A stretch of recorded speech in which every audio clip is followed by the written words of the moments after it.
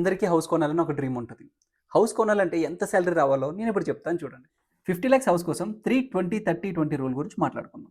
ఇక్కడ మనకి house value అనేది మనకి ఇయర్లీ సాలరీ వస్తది కదా! అది ఇంటూ 3 చేస్తే మనకొచ్చే వాల్యూ హౌస్ వాల్యూ కంటే ఎక్కువనే ఉండాలి అనేసి.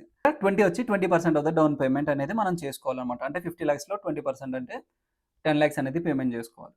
అండ్ ఇంకా ఇక్కడ 30 గురించి మాట్లాడుకుంటే మీ మంత్లీ సాలరీలో నుంచి 30% కంటే తక్కువ గాని, 30% గాని ఈఎంఐ ఉండేలా చూసుకోవాలి.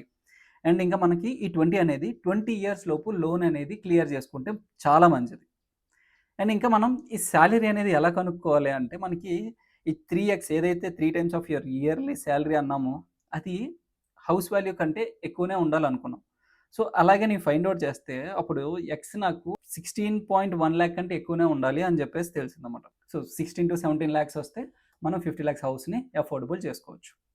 మీ ఫ్రెండ్స్‌లో ఎవరైనా హౌస్ కొనాలనుకుంటే వాళ్ళకి రీల్స్ షేర్ చేయండి.